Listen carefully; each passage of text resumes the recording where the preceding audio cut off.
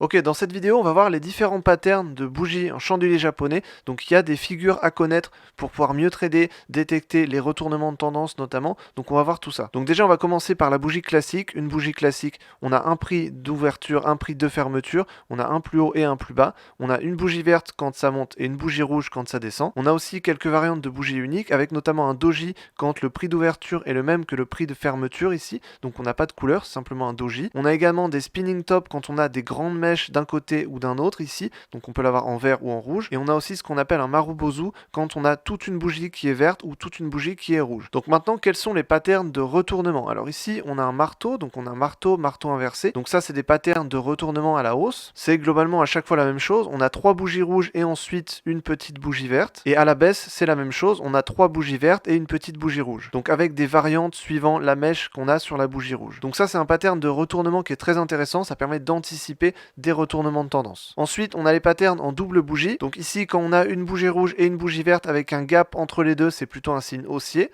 Quand on a une bougie d'avalement ici qui avale la petite bougie d'avant, ça c'est plutôt un signe haussier également. On a la même chose ici quand on a une grande bougie rouge et une petite bougie verte, c'est plutôt un signe haussier. Et ensuite, on a la bougie en ligne perçante, c'est la deuxième bougie qui vient marquer plus que la moitié de la première bougie. Et ensuite, on a deux bougies identiques avec une petite mèche en haut. Donc on a exactement les mêmes patterns à la baisse, donc avec une bougie verte et une bougie rouge.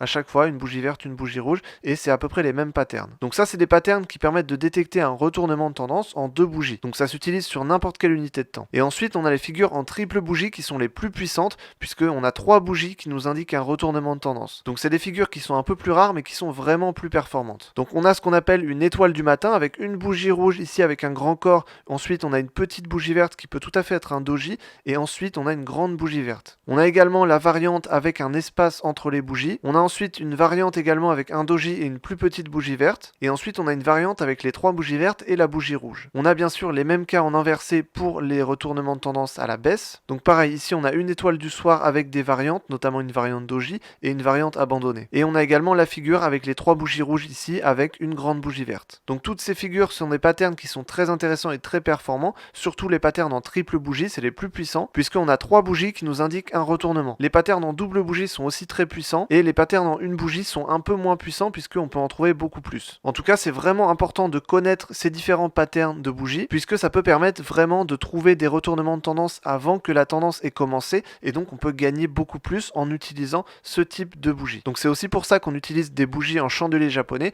puisque ça permet de détecter des patterns comme ça. Donc j'espère que cette petite vidéo t'a plu et t'a aidé à connaître les différents patterns de chandelier japonais. Maintenant, il reste plus qu'à apprendre ces patterns, les connaître pour ensuite les détecter sur les graphiques. Et si tu veux apprendre le trading, apprendre des stratégies de trading pour pouvoir devenir trader indépendant, je t'explique tout ça dans la description, il y a des liens pour apprendre à devenir trader indépendant. Donc j'espère que je t'ai aidé dans cette vidéo et je te dis à la prochaine dans une autre vidéo. Salut!